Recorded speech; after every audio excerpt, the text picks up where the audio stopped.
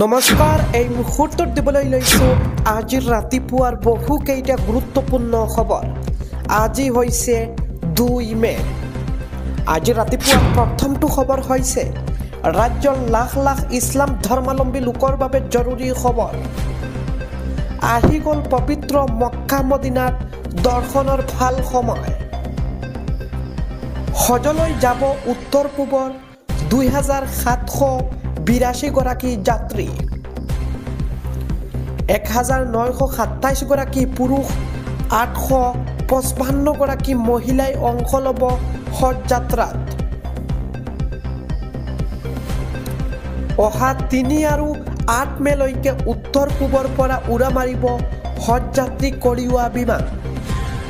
3 মেত 321 জনীয়া প্ৰথমটো দল উৰা মাৰিব মদিনালৈ। অসমৰ পৰা সৰ্বাধিক 2742 জন যাব মদিনালৈ।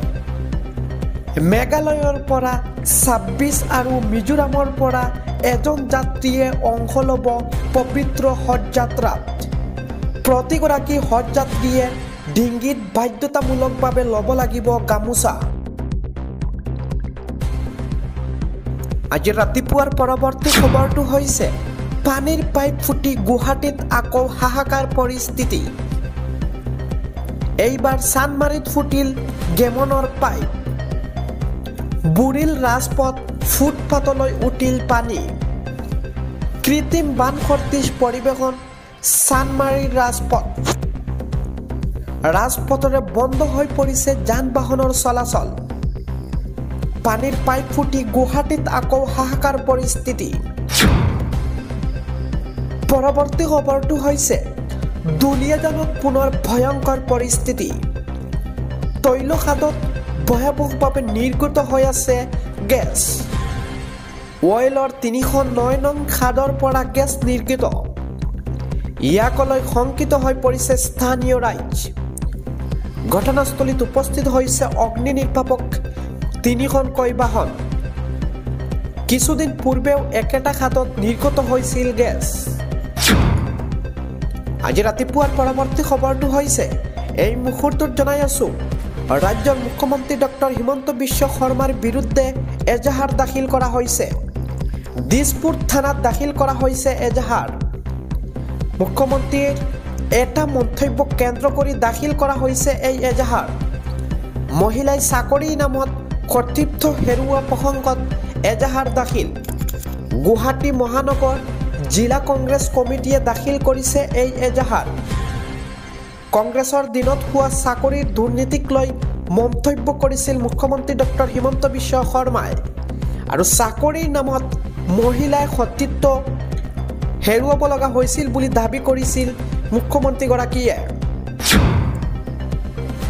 ৰাতিপুৱাৰ পৰৱৰ্তী খবৰটো হৈছে ভোট খুজিবলৈ গৈ খেদা খালে বিজেপি বিধায়কে। নিৰ্বাচনী বিধি উলংঘা কৰি গৈছিল ভোট খুজিবলৈ। বিধায়কক খেদি পহু খেদা দিলে স্থানীয় ৰাইজে। ডিগবৈ বিধায়ক সুৰেন ফুকনৰ বিৰুদ্ধে নিৰ্বাচিত বিধি উলংঘাৰ অভিযোগ। পঞ্চায়ত নিৰ্বাচনত প্ৰাৰ্থীয়ে জবাবদিহি কৰে বিধায়কগৰাকীক। আজি ৰাতিপুৱাৰ পৰৱৰ্তী খবৰটো হৈছে ৱাকফৰ ক্ষেত্ৰত একতা দেখুৱালে দেশৰ কোটি কোটি মুছলমানে।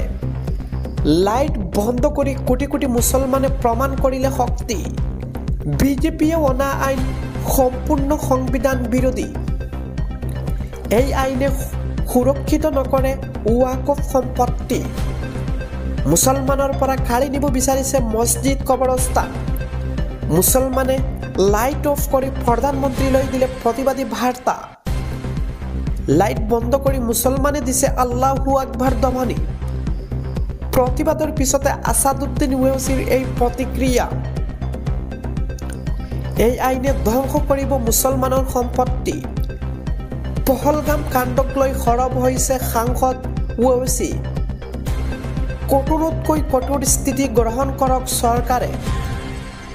আলোচনা নহয় প্ৰত্যুত্তৰ দিয়ক পাকিস্তানক। ৱাকফৰ ক্ষেত্ৰত একতা দেখুৱালে এইবেলি দেশৰ কোটি কোটি মুছলমানে।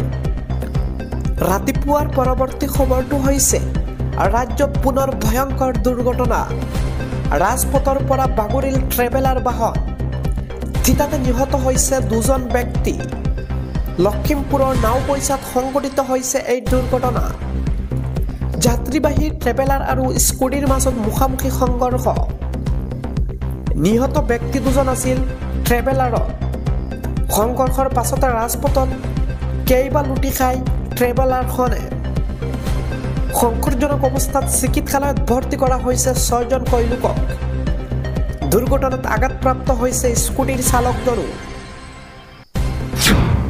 ৰাতিপুৱাৰ পৰৱৰ্তী খবৰটো হৈছে দেশৰ কোটি কোটি জনতাৰ বাবে বেয়া খবৰ দেশত বৃদ্ধি পালে আমুল গাখীৰৰ মূল্য এতিয়াৰ পৰা অধিক দামত গাখীৰ ক্ৰয় কৰিব লাগিব জনতাই আমুলৰ সকলো ধৰণৰ গাখীৰ দাম বৃদ্ধিত অনুমোদন আমি পুনৰবাৰ জনাই আছো আমুলৰ সকলো ধৰণৰ গাখীৰৰ দাম বৃদ্ধিত অনুমোদন আমুল গোল্ড আমুল তাজা আমুলৰ সকলো সামগ্ৰীতে দাম বৃদ্ধি